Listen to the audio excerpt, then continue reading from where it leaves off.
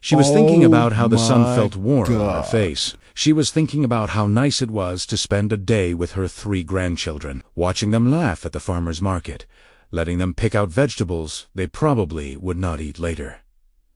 None of this mattered. None of this was the real story. The real story started with a sound. It was not a loud sound at first. It was a small crack, like someone breaking a pencil in half. Sarah heard it, but did not understand it. Her attention was on Emma, who sat in the back of the wagon near the left side. Emma was 6 years old and had been talking without stopping for the last 20 minutes. She was telling Sarah about a dog she saw at the market. She was telling Sarah about clouds that looked like different animals. She was telling Sarah that she wanted to be a painter when she grew up, because painters got to play with colors all day. Michael sat next to Emma. Michael was 4 and quieter. He was holding a peach that Sarah had given him. He was turning it over and over in his small hands, looking at it like it was the most interesting thing in the world. Thomas, the youngest of 3, was sitting in the middle, near some bags of vegetables. Thomas had his thumb in his mouth. Thomas was already getting sleepy from the heat of the day. Shire was the horse pulling the wagon. Shire was a very big horse. He was a Shire horse, which was a breed made for pulling heavy things. He weighed almost a ton. His coat was dark gray now, lighter than when he was younger, but still strong-looking. He had a white stripe down his face, like someone had painted a line with white paint from his forehead all the way down to his nose. His name was Shire, which was the same as his breed, which Sarah's late husband had always found funny. They had been on the road for 45 minutes. The farmer's market was in town. This road was the long way back home. It was prettier than the main highway. Trees hung over the road and made shade. There were fields on both sides where cows stood watching nothing.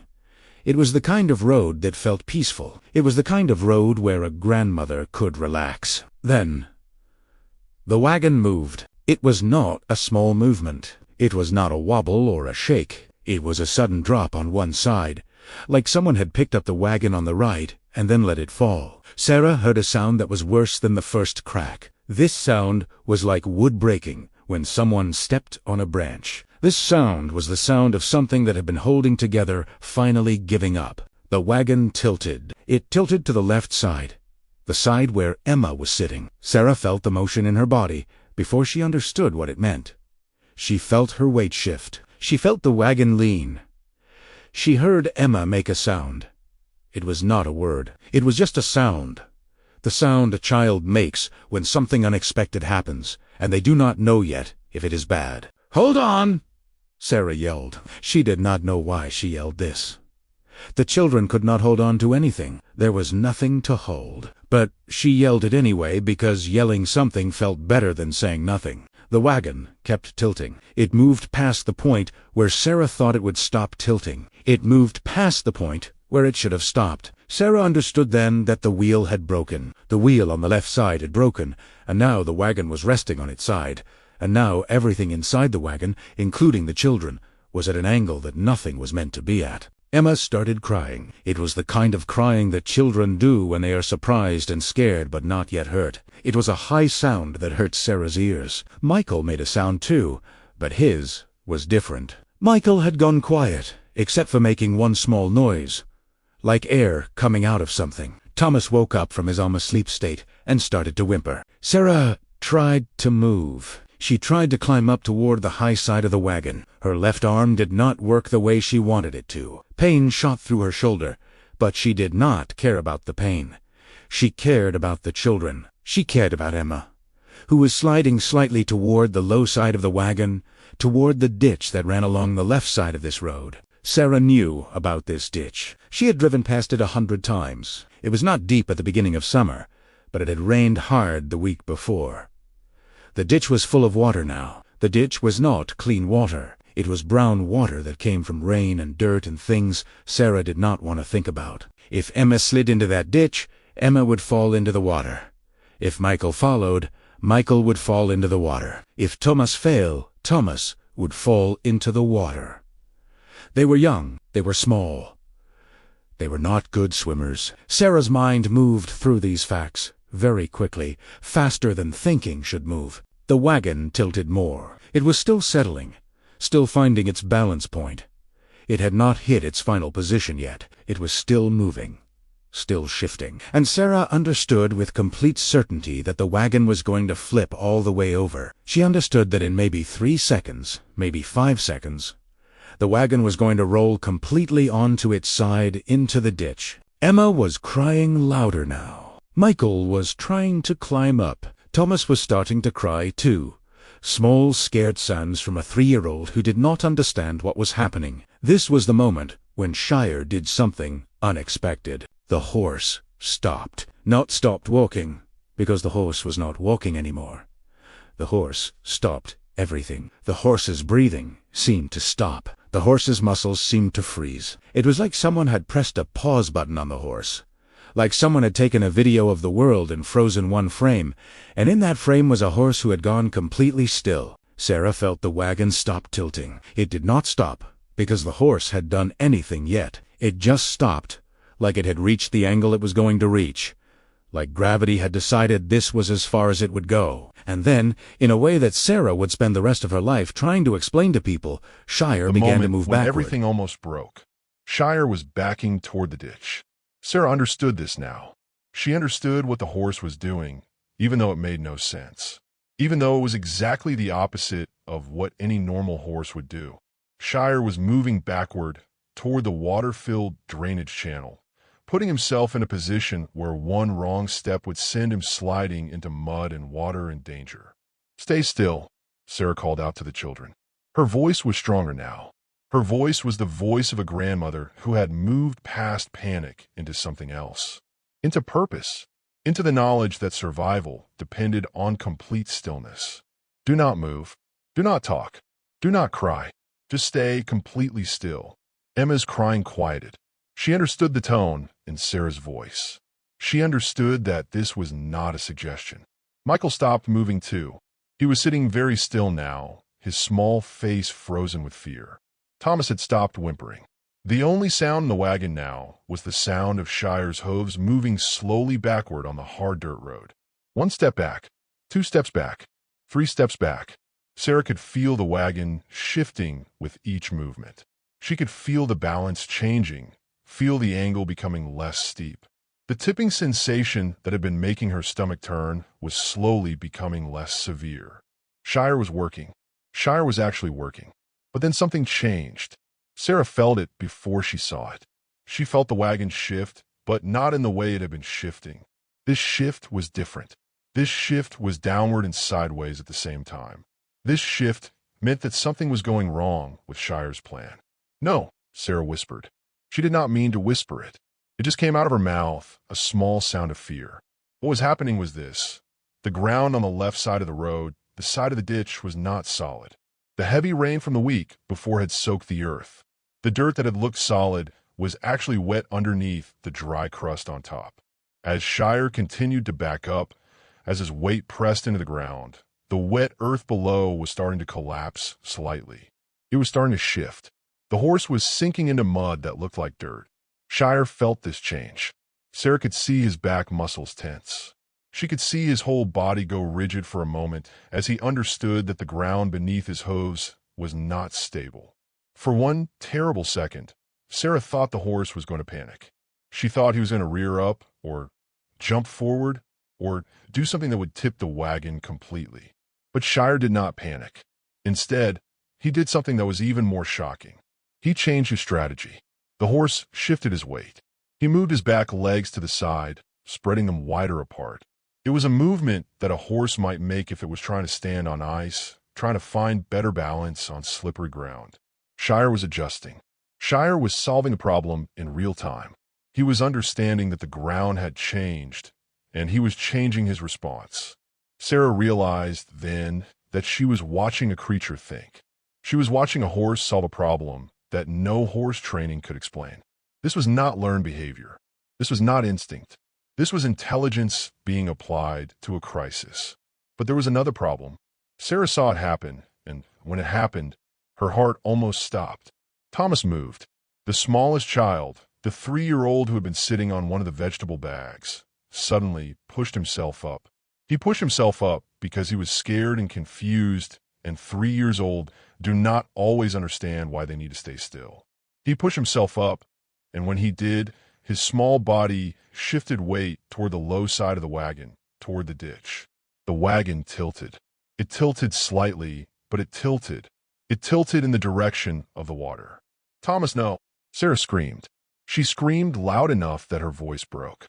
She screamed loud enough that Shire heard it and understood that something had gone wrong. She screamed, and then she moved.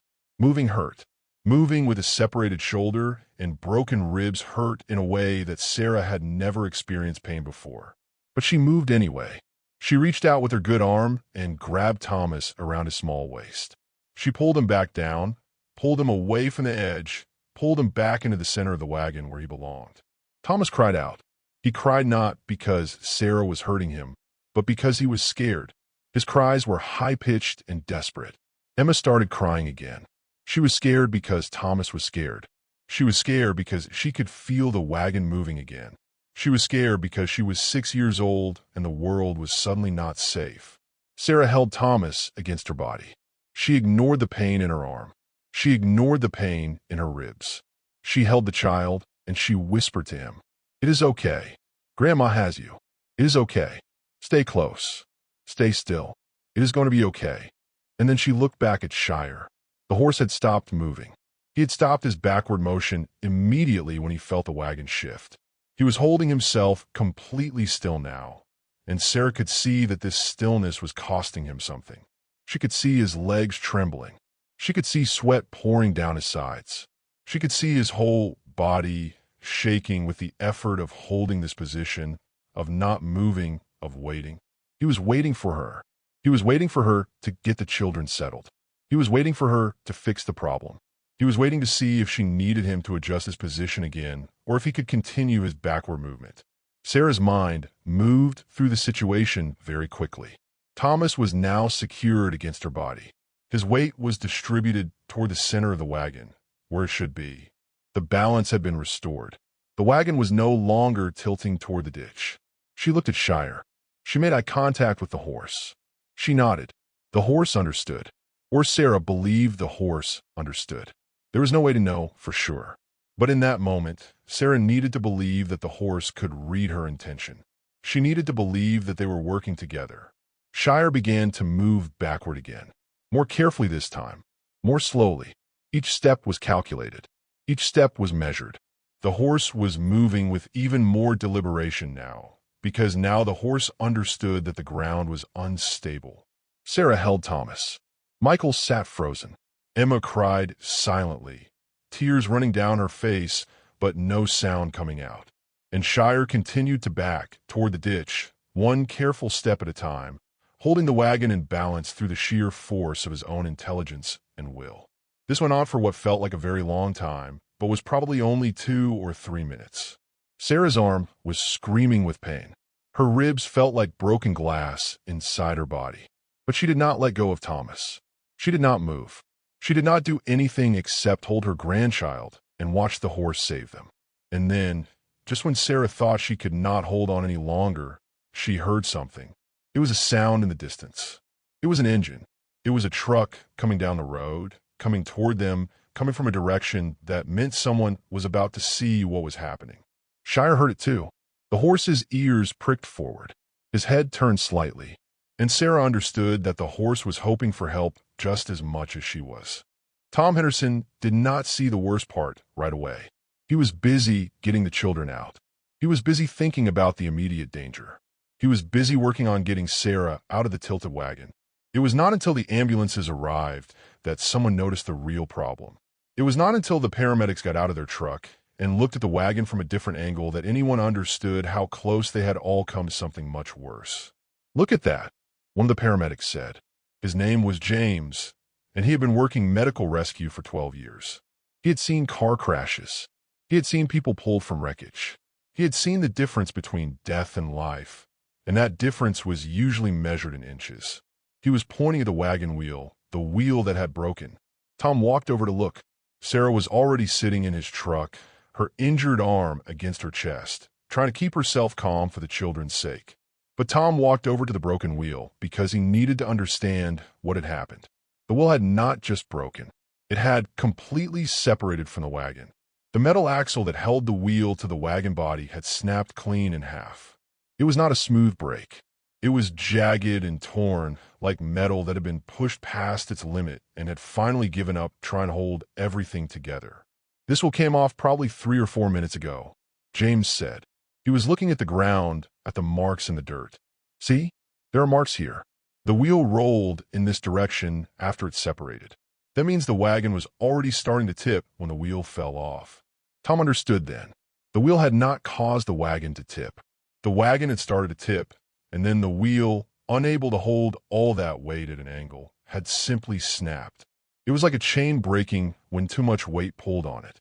If that horse had not done what it did, James continued, this wagon would have been completely overturned in the ditch. All the way over. Not tilted. Completely flipped. Tom did not say anything. He was looking back at Shire. The horse was still standing in the same position, still holding his body at that strange angle, still supporting the wagon with his weight. His sides were moving up and down with his heavy breathing. Sweat was running down his legs now.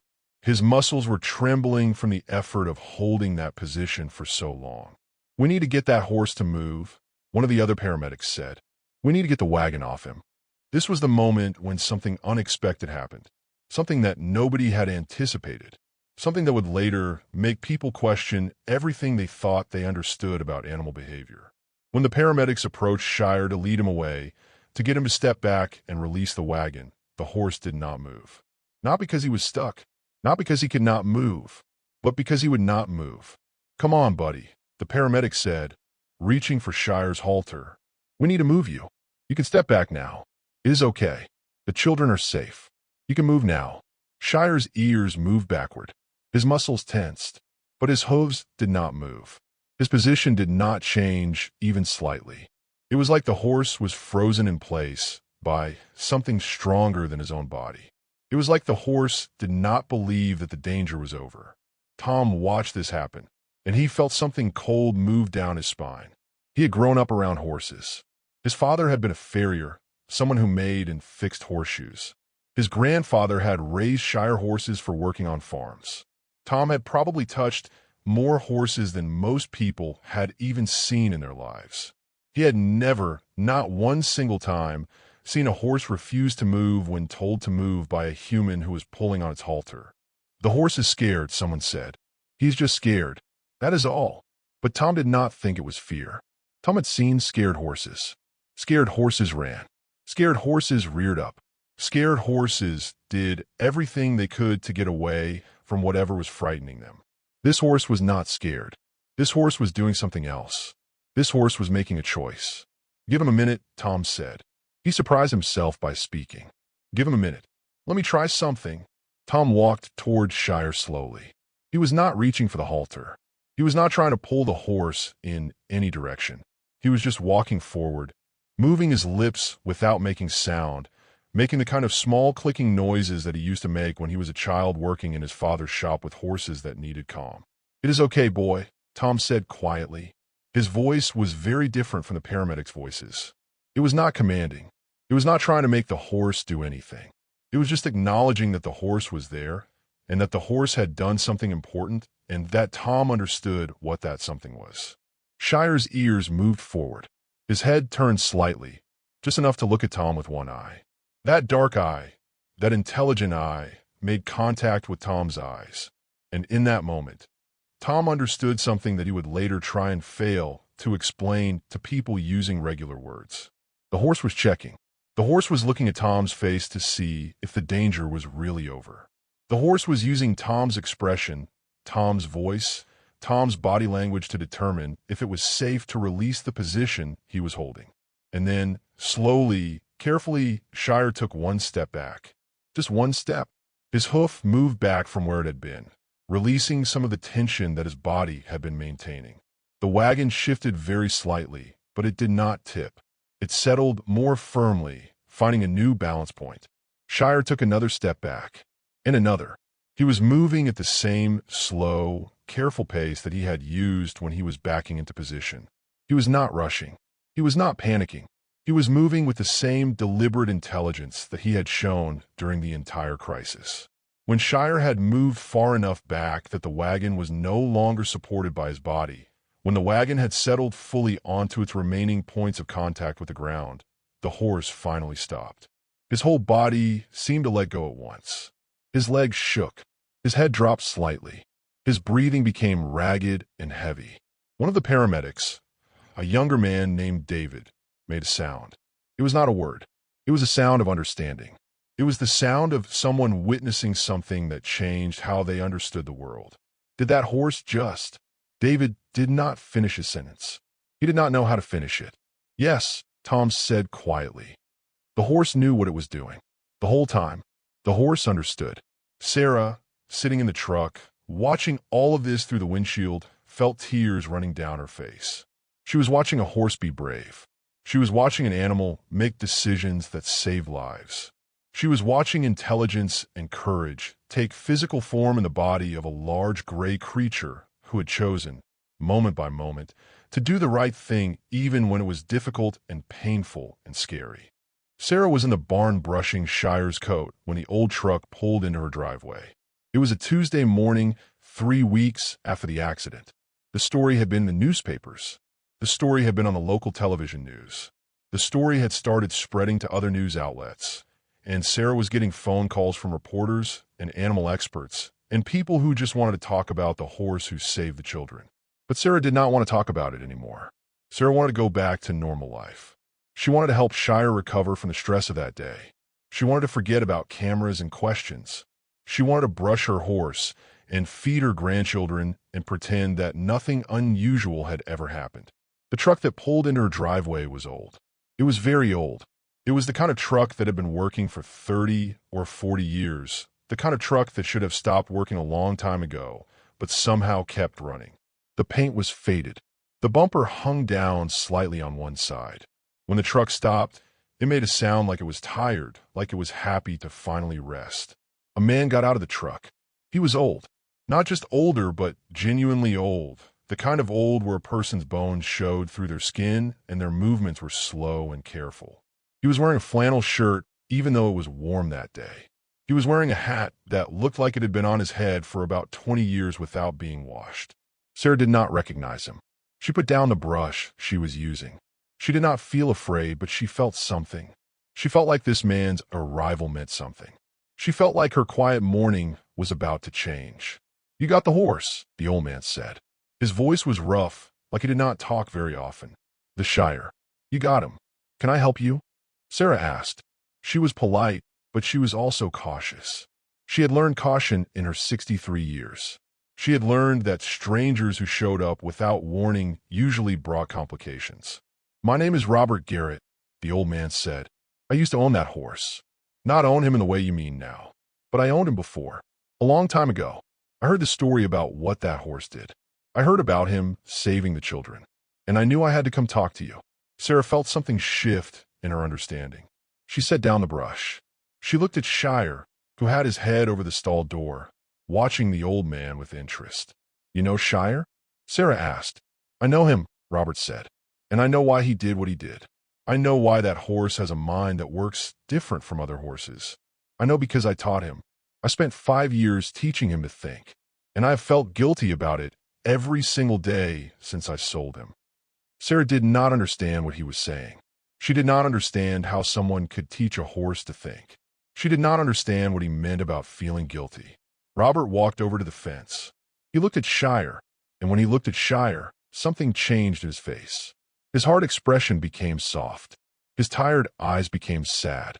"I used to work and show horses," Robert said. "I trained horses to do special things. Complicated things. I was good at it.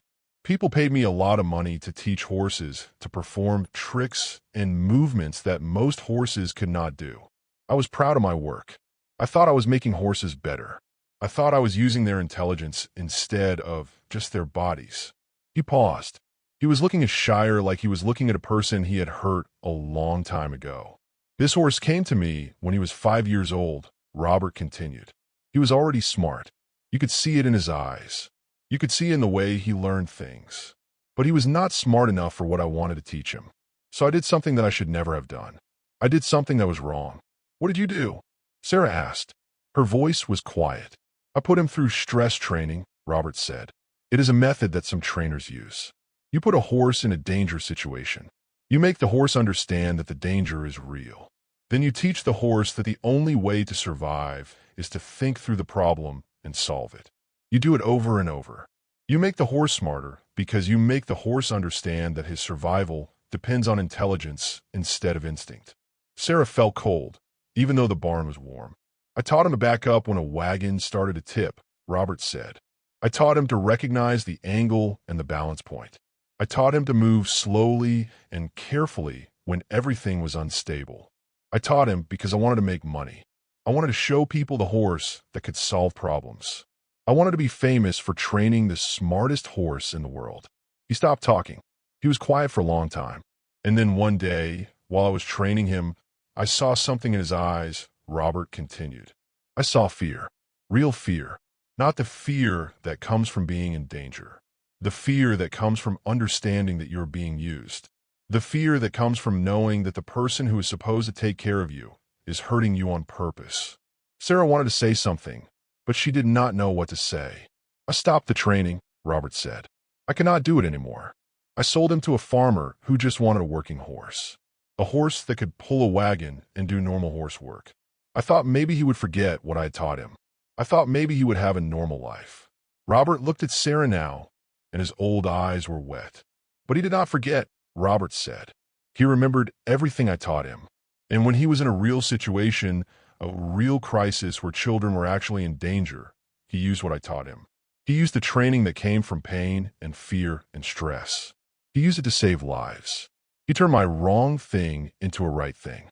He took the terrible gift I gave him, and he made it beautiful." Sarah understood then.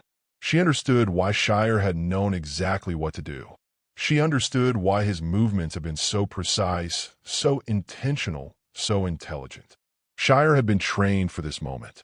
Not trained in the way that normal horses were trained, but trained through experience and pain and learning what it meant to survive. "Why are you telling me this?" Sarah asked. "Because you deserve to know the truth," Robert said. "Because that horse deserves to be understood. And because I needed to tell someone that I am sorry. I'm sorry for what I did to him. But I'm grateful that he survived it. And I'm grateful that he used it to save those children." Robert turned to walk back to his truck. "Wait," Sarah said. "What will you do now?" "Now I will go home," Robert said. "Now I will know that the worst mistake I ever made became the reason why 3 children are alive. And I will spend the rest of my life being grateful for that. And I will hope that the horse forgives me, even if I never forgive myself." The old truck pulled out of the driveway, slowly. Sarah watched it go. Then she turned back to Shire, and she understood him differently now. She understood that his intelligence had come from survival. His kindness had come from pain. His heroism had come from learning, the hard way, what it meant to care about something more than yourself. And she loved him even more. Shire lived for 6 more years after the accident. 6 years of quiet time in the back pasture of the Mackenzie farm. 6 years of eating hay and standing in the sun and being brushed by Sarah's hands. 6 years of healing from something that doctors and veterinarians could not see. Something inside.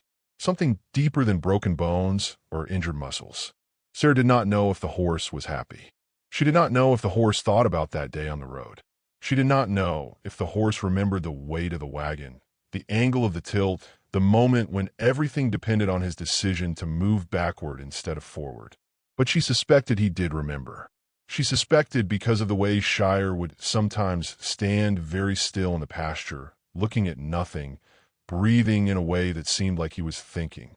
She suspected because of the way the horse would sometimes walk to the edge of the property and look down the road toward the place where the accident had happened, as if he was remembering something that his body could never forget. The children grew. Emma became a teenager who talked about becoming a veterinarian instead of a painter. Michael became a quiet boy who liked to read and think about complex things. Thomas, who had been too young to remember the actual event, somehow carried it in his bones. He was careful with animals. He was respectful of creatures that were bigger than him. He understood, without being told, that power and gentleness could exist in the same body. Sarah aged too.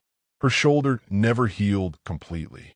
She lost some range of motion that she would never get back. Her ribs healed, but on cold days they ached, and that ache was a constant reminder of how she had held her grandchild against her body while a horse saved them all. But she did not think of it as pain. She thought of it as a memory that lived in her body. She thought of it as evidence. Evidence that something extraordinary had happened. Evidence that she had witnessed intelligence and courage in a form that science struggled to explain. One afternoon, when Shire was 28 years old, when his body was old and his movements were slow, Sarah sat in the pasture next to the horse. She did this often now. She would sit on the ground or on a bench, and she would just be near Shire. The horse would sometimes put his head down and breathe near her face. Sometimes he would simply stand nearby and exist in the same space as her. On this afternoon, Shire lay down. This was unusual. Shire did not lie down often anymore, because getting up from the ground was difficult for an old horse. But on this afternoon, he lay down, and he put his head very close to where Sarah was sitting. Sarah reached out and touched the white blaze on his face. She touched the stripe that had been there since the day she first met him. She touched the space between his eyes. "Thank you," she whispered. She said it not because she expected the horse to understand, but because she needed to say it. "Thank you for being brave. Thank you for understanding what needed to be done. Thank you for saving them. Thank you for everything." Shire did not move. The horse just lay there, breathing, with his head close to Sarah's hand. 3 days later, Shire died. He died peacefully, in his sleep, in the back pasture under the tree where the children had learned to ride him. Sarah found him in the morning when she came out to feed him. She called the veterinarian, but there was nothing to do. Shire was gone. The body was still there, but the horse, the intelligence, the courage, the thing that made him Shire, was gone. Emma came home from school that day and learned the news. She cried. She was 14 years old, and she had grown up knowing that this horse had saved her life, and now that horse was dead. Michael cried too, quietly, in his room. Thomas, who was now 11, asked if he could help Sarah bury the horse. They buried Shire in the back pasture, under the tree. They placed flowers at the grave. They told stories about the horse. Emma talked about how she had always known that Shire was special. Michael talked about the time he had fallen off Shire, and the horse had stood completely still instead of running away, letting Michael climb back on. Thomas just sat quietly and watched the dirt being placed over the body. That evening, Sarah made a decision. She called the local newspaper. She called the veterinary school at the state university. She called animal behavior specialists. She called anyone who might care about the story of a horse that had solved a problem, that had understood danger, that had made a choice that saved lives. She told them all the same thing. I want people to know about Shire. I want people to understand that animals are more intelligent than we give them credit for. I want people to know that a horse saved my grandchildren. And I want them to know that intelligence is not just something that lives in the human brain. Intelligence lives in horses too. Intelligence and kindness and courage. The story spread again. This time was different. This time it was not just about the dramatic moment of the accident. This time it was about a horse's legacy. This time it was about what it meant to live with gratitude for something that an animal had done. A veterinary school created a small scholarship in Shire's name for students who wanted to study equine behavior. An animal rights organization used the story in their educational materials. A children's book was written about the horse who understood. Schools used the story to teach children about empathy and animal intelligence. But the most important thing happened in the lives of the 3 children who had been saved. Emma became a veterinarian, just as she had said. She specialized in equine medicine. She spent her life working with horses, helping them, understanding them. In her office, she kept a photograph of Shire. Patients would ask about it, and Emma would tell the story. She would tell how a horse had been intelligent enough to solve a problem.